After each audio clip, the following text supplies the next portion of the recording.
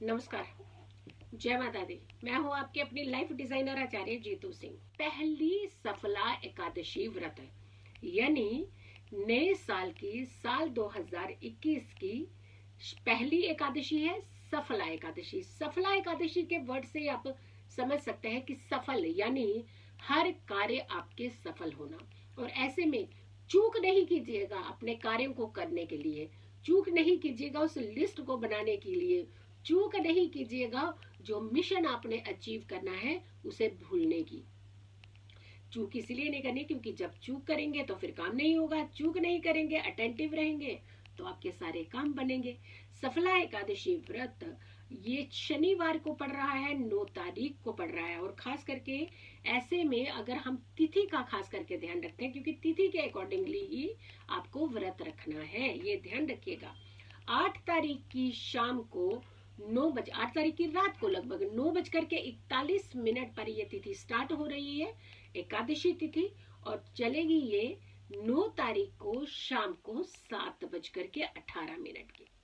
यानी उदया पर जो तिथि मिली थी एकादशी की वो आपको मिल रही है 9 तारीख की।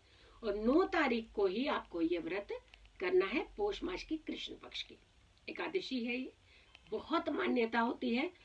हर काम सफल करने वाली एकादशी होती है। भगवान विष्णु की आराधना की एकादशी होती है। कहा जाता है कि इस दिन अगर आप भगवान विष्णु की सूर्य उदय से पहले आराधना करते हैं और सूर्य अस्त के बाद भी उनका स्मरण करते हैं, कुछ मंत्र चैंट करते हैं, तो यकीन मानिए आपके किसी भी कार्य को विराम नहीं लगेगा, आपके सारे कार्य पूर्ण होंगे, आपके सारे कार्यों को ग्रीन सिग्नल मिलेगा।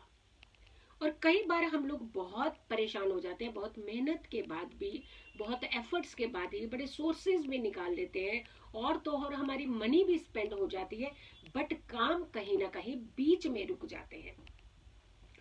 जो व्यक्ति भी, जो व्रती इस व्रत को करते हैं, उनकी जिंदगी में रुकावट नाम का शब्द खत्म हो जाता है। यानी उनके हर काम बहुत ही स्मूथली होते हैं। और खास करके अगर आप व्रत नहीं भी रख रहे हैं उसमें भी कोई दायरा नहीं, क्योंकि कई बार क्या होता है कि बहुत सारे हमारे ऐसे व्यूवर्स होते हैं, हमारे जातक होते हैं जो व्रत नहीं रख पाते किसी कारण से। कभी स्वास्थ्य जो है वो साथ नहीं देता है, कभी घर के अंदर कोई ऐसी हैपनिंग है तो व्रत नहीं रखते। बहुत बार कॉल भी करते हैं कि मैम हम ये व्रत नहीं रख पा रहे हैं तो क्या हमें फल नहीं मिलेगा? क्यों नहीं मिलेगा भाई आपको फल? सबसे बड़ी बात है, निश्चय में ही बड़ी ताकत होती है।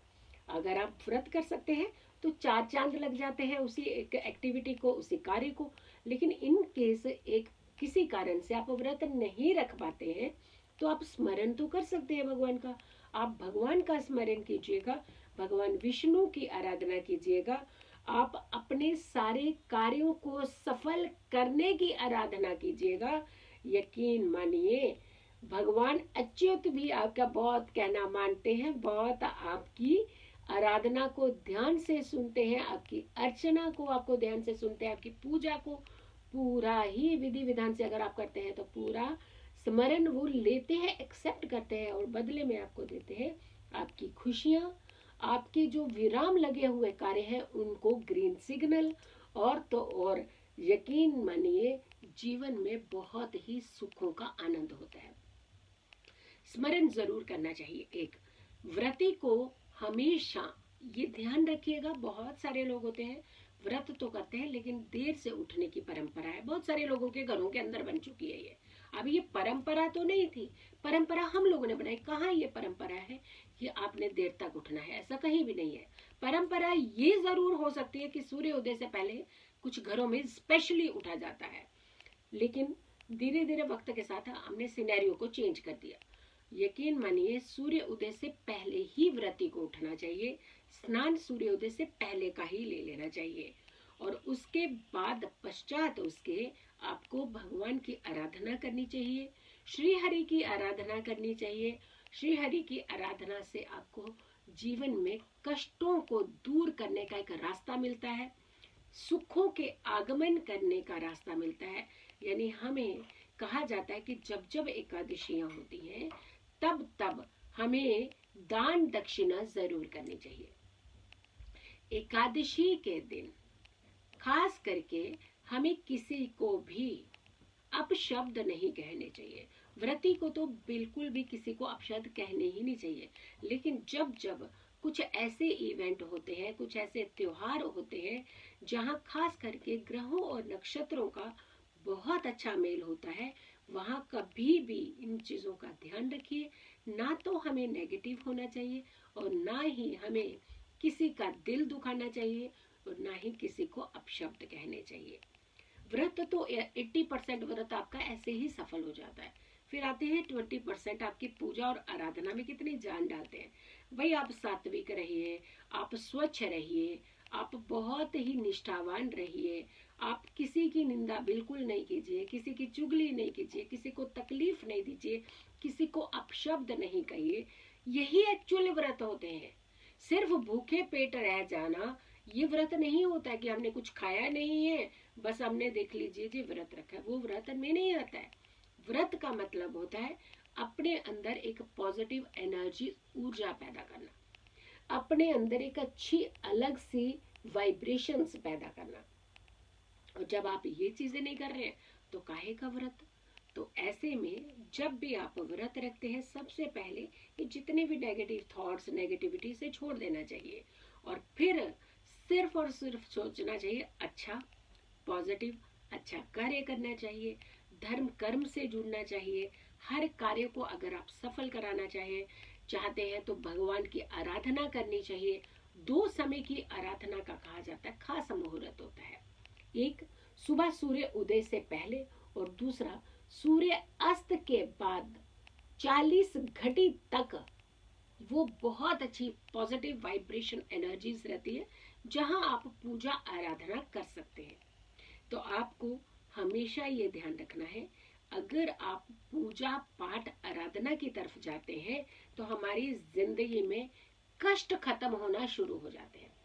फिर आती है बात कि सेवन का खास करके ध्यान कहा जाता है। बहुत सारे लोग कहते हैं कि हमने तो व्रत नहीं रखा था, लेकिन हमारे घरों के अंदर हम भोजन किस तरीके का कर सकते हैं। डेफिनेटली अगर किसी एक ने व्रत रखा है, पूरा परिवार ने व्रत, बाकी ने नहीं रखा है, तो हमेशा घर के अंदर बाकी भी सात्विक ही भोजन करें। मांस मदिरा का बिल्कुल सेवन घर के अंदर नहीं होना चाहिए, एक चीज।